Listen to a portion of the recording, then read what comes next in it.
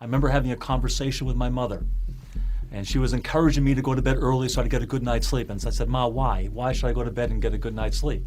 She says, so you can get up and be refreshed in the morning and do well in school.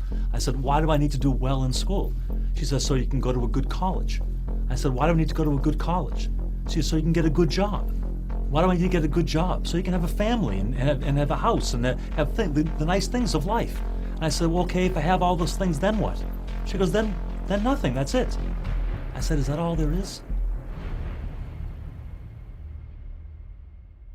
Being the only son of a Jewish mother, I was made to feel like I was the center of the universe.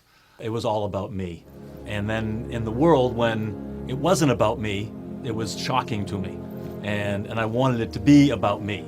I sought the approval and the affirmation and the confirmation of these things from other people, that in fact it was about me and that I was the center of the universe.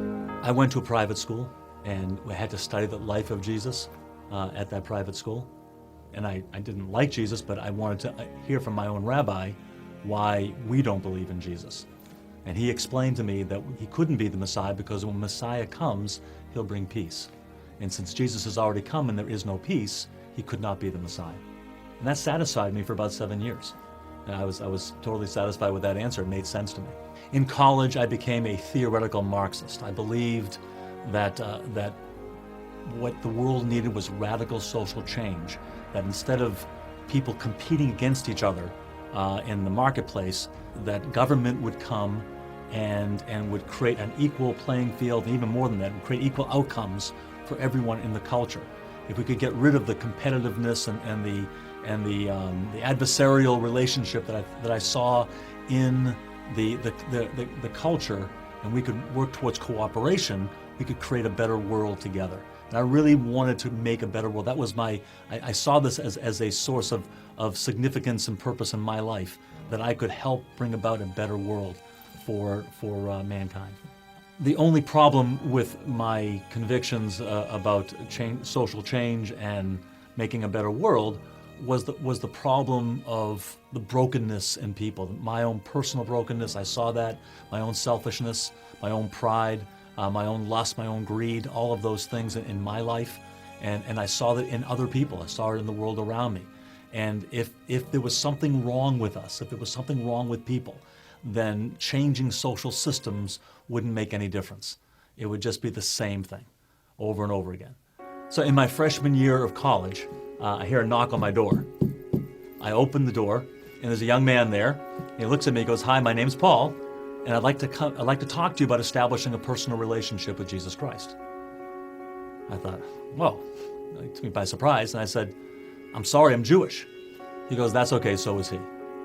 I said, yeah, you're right. Yeah, I said, come on in. So I invited him in the room.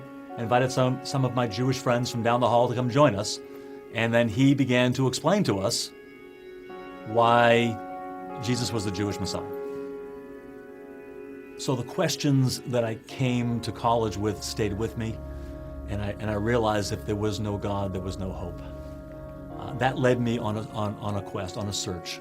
In the process of that search, I came across the prophecy in the 53rd chapter of Isaiah. And I remember reading it and thinking to myself, what's Jesus doing in my Bible? I was surprised as I read it that this was from the prophet Isaiah, the Jewish prophet. And I said, what's Jesus doing in my Bible? And I began to think, why didn't the rabbi tell me about this? Why didn't he tell me that there was a picture of Messiah other than the Messiah bringing peace, but a Messiah that was going to suffer and die for us? After college, in order to make extra money, I worked nights and weekends for a kosher caterer in Boston. One night, April 30th, 1980, I was at Temple Sinai in Marblehead, Massachusetts. I was there for a donor dinner, serving a donor dinner. I was asked if I would pack up the truck so everybody else could go home and just I would be left. And I said, fine. So everybody else left. The ladies had their fundraiser inside the shul, and I was outside with a cup of coffee and a cigarette and just thinking about life. All of a sudden, inside the synagogue, the women started praying. Their prayers began to remind me of my own searching and my own struggle, my own journey that I was on. And I started thinking about Jewish history, and I started thinking about David, and I started thinking about Jesus. Is Jesus the Messiah? Is it really important who the Messiah is? Is Jesus the Son of God? Is he God? Did he ever say he was God? And couldn't he have just meant that he was close to God and intimate with God? And I said, what difference does that make what the name of God is, as long as we live a good life? And as I'm thinking these things, I'm walking around the temple parking lot, and I get to the end of the parking lot, and I look up, and before me is a gathering of light, and the light forms a figure of a man, and the man is all in light, and he's in front of a cross, not on the cross, but in front of a cross, and it's all brightly illuminated in front of me, about 20 yards away from me, as big as life. And I looked up and I saw the figure, and I said, "Oh my God, it's Jesus Christ." And my hands are shaking, and I'm shaking my head on the way home.